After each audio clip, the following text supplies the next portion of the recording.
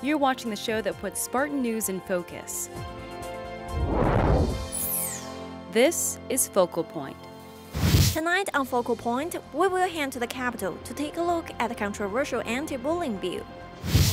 I'm Hannah Saunders, and coming up, I'll tell you what makes these 3 tiger cubs so special to the Lansing area.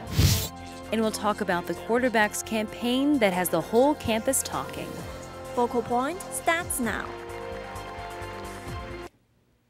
I'm Jennifer Chen. And I'm Emily Fox. Welcome to Focal Point. First tonight, a new bill heading to the State House in Lansing is being called a blueprint for bullying. The legislation which passed the State Senate this week will require school districts to develop their own policies, but one specific piece of the bill is causing a lot of controversy. Focal Point's Jamison William joins us from the Capitol with why. It only took a couple days for representatives behind these doors to feel the backlash from the new bullying bill that was passed. Those who oppose say that we're just taking steps backwards.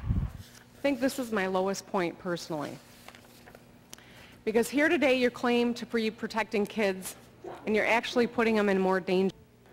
The bill is called Matt's Safe School Law, after Matt Epling, a victim of bullying. The Epling family strongly advocates anti-bullying laws to help children feel safe in school.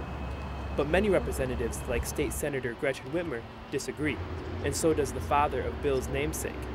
What we had occur on November 2nd here in the state of Michigan was, in a word, just ridiculous. I believe my head is still spinning, and at times left me very speechless yesterday. So what is the problem? The bill does not prohibit the statement of a sincerely held religious belief or moral conviction. The belief is some students now have an easy out to harass and harm others because of this clause. The LGBT Center at Michigan State University sees another potential attack. A lot of people have interpreted this to mean, reading between the lines, when is a parent or another student going to have, a moral conviction against another student and be bullying them for it? It's going to be sexual orientation or gender identity. That's really what it comes down to. According to Whitmer, at least 10 students have committed suicide in the last decade because of bullying and hazing. She, along with other critics, claim this bill will do nothing to prevent further attacks. I think that there are a lot of vulnerable LGBT teens out there, and I think that this bill, it takes away the opportunity for students to learn tolerance in public schools, and I just think that teaching tolerance definitely has a huge impact on how LGBT students are received in public high schools by other students. For Focal Point, I'm Jamison Williams. The bill's sponsor, Republican State Senator Rick Jones, believes Democrats are misinterpreting the clause. He says some members just want to make sure the First Amendment rights were not violated. About half of recent college graduates have loans worth around $1,000 to pay off. Now, a new law passed by Congress will make it a little easier for some students to pay them off. Focal Point's Andrew Nelson show you how it works. President Barack Obama recently signed the Pay-As-You-Earn program, a plan that will lower monthly federal loan payments for students graduating with any level of debt. It's extremely advantageous, especially if you compare it to the standard repayment program. Then, this is 1/4 of the amount that you would pay. The amount of aid senior Jody Bartlett receives for graduate school could affect her post-graduation decisions. My plan is to go to PA school, and if I have a lot of student loans, I would probably automatically look for a job right out of school. To be a physician's assistant, graduate school isn't just an afterthought. It's extremely important. I feel like I wouldn't be able to get a good job right out of undergrad. The new loan payments are calculated on the amount of income graduates earn based on the national poverty level, a number that has gone down in the current economy. Having a loan payment of $350 versus $94 really does make a difference. Let's say you make $30,000 a year. Under the current income-based repayment plan, you pay 15% of your income for the next 25 years, a total of over $42,000. Now, under the new Pay-As-You-Earn plan, you only pay 10% of your income for the next 20 years, just over $22,000, a savings of almost $20,000.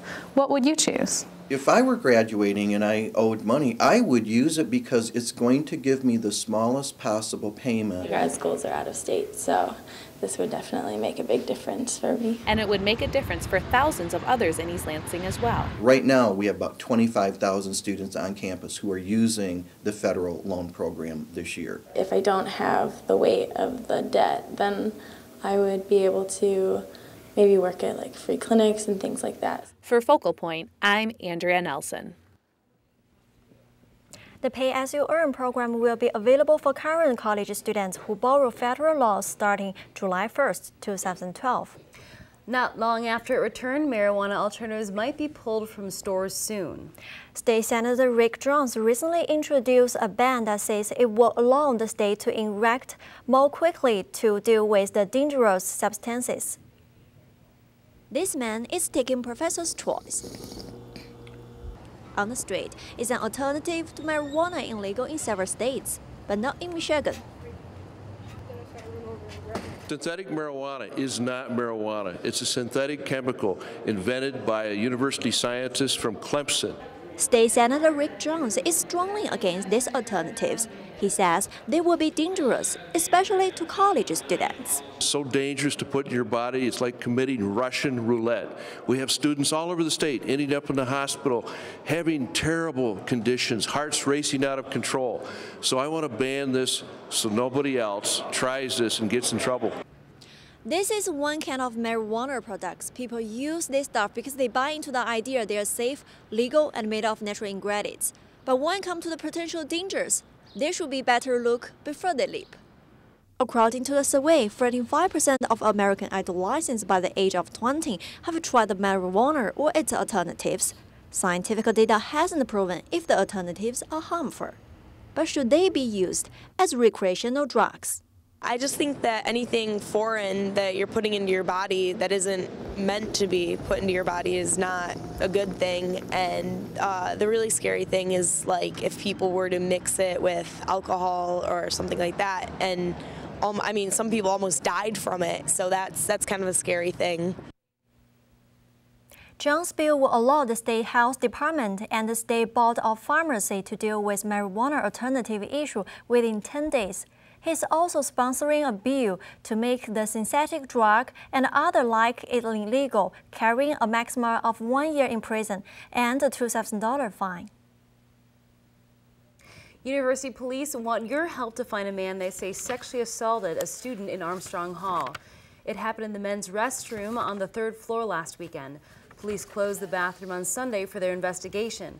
Officers say the 18-year-old woman was threatened for minor injuries. If you have any information, you are asked to call University Police or Crime Stoppers. Quarterback Kirk Cousins draws a huge crowd to the auditorium. And Spartans are warming up their vocal charts. Jessica Brown joins us with what's on campus. Quarterback Kirk Cousins spoke at an event on campus this week which focused on his ongoing relationship with God. Focal Point's Annie Cook has more on the story. You've seen Kirk Cousins excel on the football field. I want to invite up a friend of mine, a fellow brother in Christ. But this past week, the Michigan State all-time winningest quarterback took to a different stage to showcase his talents. And your quarterback, Kirk Cousins. Cousins teamed up with the Campus Crusade for Christ and Athletes in Action to present the I Agree with Kirk campaign. You share great news when you have it. And that's what tonight is about. Organizers say it's important the community understands this event is for people of all faiths. Whether they agree with him, whether they don't, or whether they're not sure, we just want it to be a safe place for people to come hear the message that God loves them. I'm not here to convince any of you against your will. I'm not here to twist your arm. I certainly do not consider myself better than you or smarter than you or more important than you. I just want to share what I believe to be really good news. And then you can decide for yourself whether or not it's good news for you. Student response was very positive. Yeah, it's a great thing that he was able to use this position that God's put him in to further God's glory. For Focal Point, I'm Annie Cook. Those who are interested in learning more can attend a meeting at the Alumni Chapel on Sunday at 7 p.m. The new season of Spartan Idol is ready to go. The University Activities Board held auditions this week. In the dead of night, Jamie decided it's time to move on. Students came to the union to show off their skills for a panel of judges. Singers will be chosen to compete for the title on November 12th. Prizes for the winners include an iPad, an iPod, and an iPod Nano. Kathleen Hone, the UAB Arts Director, says she looks forward to this event every year. It's about every year. Every year since I've been here, we've done it. Last year, we combined Spartan Idol and the rap battle into one, but we decided just to go with Spartan Idol this year. So it's really a tradition with UAB. A lot of people enjoy it on campus, so we just decided to do it again. That's all for On Campus. I'm Jessica Brown. Back to you. Thanks, Jessica. Lansing's newest restaurant is putting a spin on buying local. How this business was built from the back of the trailer. And two sisters who see life in a unique way, the condition that makes things a little more colorful for them.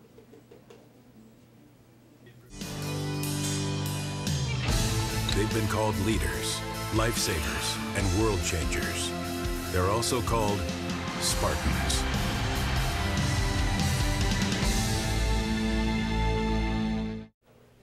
Six months ago, two high school friends didn't let a lack of money stop their dream of opening a restaurant.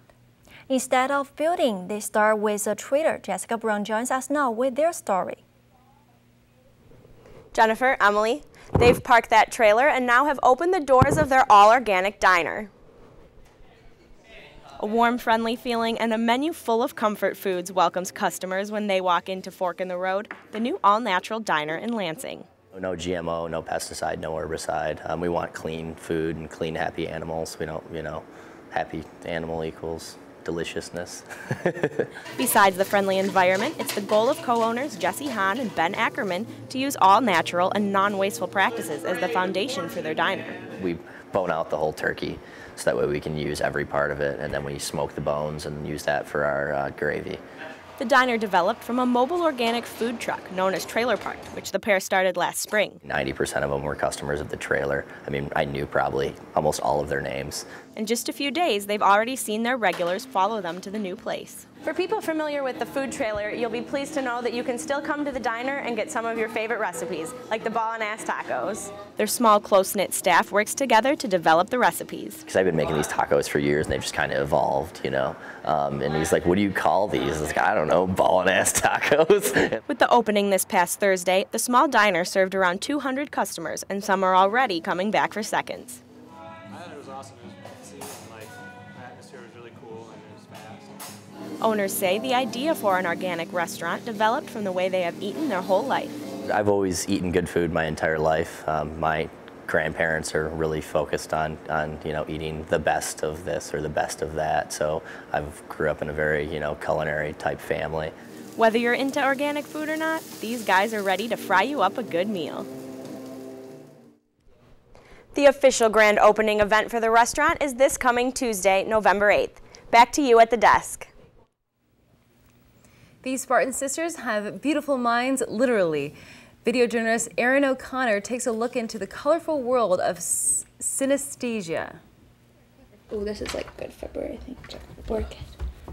There we go. Perfect. I love the month of February just because it's that color. I'm Lauren. I'm Audrey. And we're sisters. For me, synesthesia is seeing my letters in color, seeing my numbers in color. My numbers have a gender. In your mind, personalities and things like that can have colors of their own. I see my days of the week in color, months. I see music in color when I listen to it. You hear a song or any type of word, I guess, and colors will come to mind. I read music in color and I see musical instruments in color, like the keys of them. My alphabet looks so much better than yours, Audrey. Actually, Lauren's the one who figured it out. Initially told me that this wasn't normal. Oh yeah, that is exactly my L color. Perfect. We were in high school. I thought everyone saw letters and numbers in color. And I was like, wait, nobody can do this? So I started freaking out because I was like, this is weird. Yeah. My gosh, that's crazy. We have all the same colors. In our name. Each other's names. That is so beyond weird. Some theories think up to 90% of children under the age of 3 actually have it. And during brain development, just a select few people, when their neurons kind of get more developed and advanced and separated, you know, for us, they don't separate, they just kind of stick together. So Spidey's kind of fun, and then Wolverine is like, oh my gosh. The first letter sets the tone for the word, so Spidey's tinted pink and Wolverine's tinted black, so it's just a darker word. All Wolverine to me has got a huge gray overtone. It's not really a disorder, it's actually kind of a gift because it helps you memorize things. So I've been able to memorize words very well, and also long sequences of numbers, which a lot of people wouldn't be able to do as well if they didn't have synesthesia. June is yellow? It's like orangish yellow. We are awesome, and we're secretly planning to take over the world, so. One color at a time. One color at a time. If you're interested in learning more about synesthesia, check out MSU Census on Facebook. At East Lansing Cab Services is offering students and local residents a new, greener way to get around. Video journalist Synesthesia gives us a ride. I'm a pedal cab driver. The purpose is just to transport people from place to place. It's just like a normal cab, except we're limited within like Harrison to Hagedorn and like Bertram. This is it. Thank you. Thanks. Yeah. Good seeing you again. Yeah. Have a good day, guys. Yeah. Thanks. Since they're considered bikes, but they get to high enough speeds where we can go onto roads of 25 miles per hour. Well, we're allowed to go onto the sidewalk as well as the street. I think it's a great way to get to and from class, you know, at late night. I think they're a good idea. So our bikes run on electricity instead of gas, so we're not emitting CO2, which really helps out with the atmosphere. I think it's important to keep our community green, so that way we don't trash our environment. That way people can continue being outside, being healthy, without having to worry about just toxic things within the atmosphere. You know, Michigan State going green. You don't have to ride the buses, they're using gas. You don't have to drive your cars that use gas. It's an easy way to get around campus. You can do it with your friends. Looks fun. So people can give us a call and we can come pick them up, or we're constantly riding around. So if someone sees us and we don't have a passenger on, we can just stop and give them a ride to wherever they need to go. Spark cabs seat 2 passengers at a time and cost only $2.15 per one-way trip. Izzo and the boys take it to the court in their first exhibition game. They went up against Division II Ferris State, and the game is the first for a few Spartans. And we will go to the zoo to see the newest addition to the Potter Park family. They've been called leaders, lifesavers, and world changers. They're also called Spartans.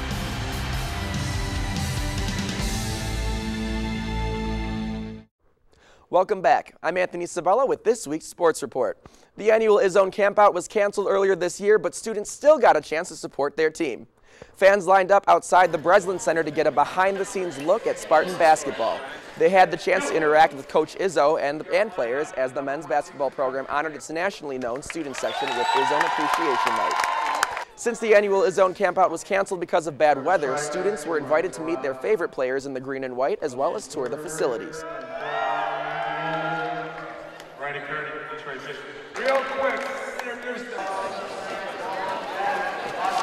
I think it's really nice because it takes time out of their schedule, and with the game coming up, they must be busy and nervous, and I think it's nice, and I think it's good to have that player, fan interaction. The Michigan State men's basketball team kicked off its season with a win against the Ferris State Bulldogs. The Spartans shared the ball well, showcasing their new freshman, Brandon Dawson, who finished the game with 15 points. It was the first game for both Dawson and transfer student Brandon Wood. Also scoring for the Spartans were Keith Appling and senior captain Draymond Green. It was also the first game for new assistant coach Dane Fife. The Spartans won by a final score of 85-58. And the other guys, we just got to play so that they play together. So there was good chemistry as far as attitude. There's going to be good chemistry as far as a feel for each other. And we did have that 18-point lead. Our first half, we had a 13. The Spartans' last exhibition game will be against Hillsdale College before heading to San Diego to take on the North Carolina Tar Heels in the Carrier Classic. The women's basketball team opened their season in style, beating Lake Superior State by a whopping 63 points. Senior captain Taylor Alton led the Spartans in scoring with 13 points. The Spartans took control early, starting the game with a 33-1 run over the first 14 minutes. The Spartans recorded scores from 13 of their players. The final score favored the Spartans 94-31. The women's next game is Sunday versus Grand Valley State. That's all for sports. I'm Anthony Sabella. Back to you. Thanks, Anthony. The ribbon was cut on a new collaboration between MSU College of Engineering and General Electric. The partnership is meant to train the next generation of engineers. The ribbon cutting November 1st officially opened the Transportation's Commons in Wilson Hall. The space includes video and design elements focusing on transportation. It also has QR codes to engage students in interactive learning. Brett Beagle with GE says the new addition will benefit students from the moment they start school. What does that mean for the environment? First of all, if you're a student and you're on this floor and working with General Electric, you'll get to know more about wind power, solar, and other water conservation and some of our water businesses. So it's a great opportunity to touch freshmen and sophomores earlier, involve them in the design processes. GE is one of the first corporate sponsors of MSU's Engineering Theme Partnership Program. The collaboration with the company will support lab enhancements, students' design competition, membership, and tutoring programs. Amid the many bookstore closing, one local shop continues to survive. And local students get a closer look at Shakespeare. Jessica Brown joins us again with this week's entertainment. Jessica. Thanks, Emily. At the end of December, East Lansing's Barnes & Noble will shut down for good. Add to that the recent liquidation of Ann Arbor-based bookseller Borders. Some are wondering about the future of bookstores. Focal Point's Emily Fox shows you how a used bookstore in East Lansing has stayed alive for more than 40 years. Door sticks sometimes. Hi, sorry I'm late. Ray Walsh has been the sole owner of Curious Bookshop since 1973. But I've always enjoyed reading and passing on the joy of reading to others, and I think I've been able to help the community in doing that in the last 40 some odd years. It all started when Walsh was a student at MSU who sold books out of his garage to earn some extra cash. It wasn't actually inspiration, it was more perspiration to help pay my way through school. Curious Books is a 100 by 18-foot store with 3 floors located on Grand River Avenue. We're not a kind of place where you're going to find textbooks or encyclopedias or Book of the Month Club fiction.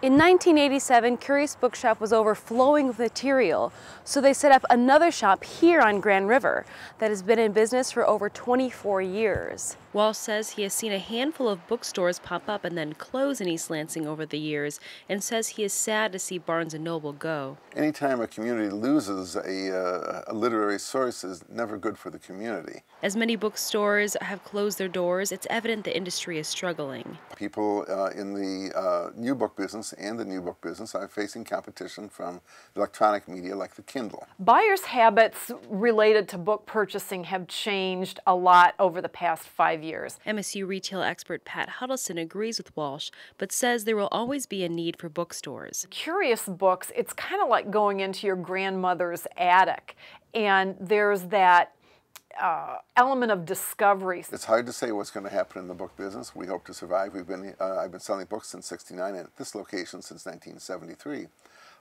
But it's certainly a changing field. While online shopping and e-readers are still on the rise, Walsh hopes his store can have a place in East Lansing for years to come. For Focal Point, I'm Emily Fox. The book business is a $19 billion industry. Online sales contribute nearly half of overall sales and are an area that will continue to grow. This week, 15 students from the Lansing area got together to study the works of Shakespeare. Artists from the Stratford Shakespeare Festival of Canada taught the students how to bring the words to life. For 1 week, students explored and analyzed the scenes from Shakespeare's plays. Then they performed what they learned in a recital of Shakespearean scenes from the comedy Much Ado About Nothing. Stratford performers partner with the MSU Wharton Center every year as part of the Shakespearean Festival. That's all for entertainment. I'm Jessica Brown. Back to you. Finally tonight, the Amur tiger population at the Potter Park Zoo recently grew from 2 to 5. Focal Point's Hannah Saunders showed you how MSU worked with the zoo to cure a rare disease contracted by Lansing's newest additions.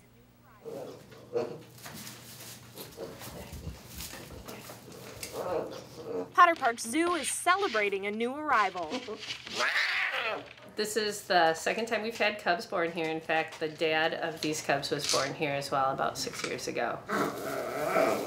The birth of the 3 female Amur tiger cubs on September 13th is crucial to the survival of the species, with less than 500 remaining in the wild. But the exciting arrival of the 3 cubs almost ended in tragedy. Shortly after they were born, they got very sick with pneumonia, so we had to take them away from their mom. Michigan State University helped us figure out what type of pneumonia they had, and they also helped us with their early treatments. MSU vet Thomas Maloney was stunned by the cubs' condition, having known of only one other case recorded. We did bacterial cultures and we did a pathologic examination called histopathology. And from those examinations, we identified a highly virulent strain of E. coli. The illness sadly took the life of a 4th cub days after the delivery.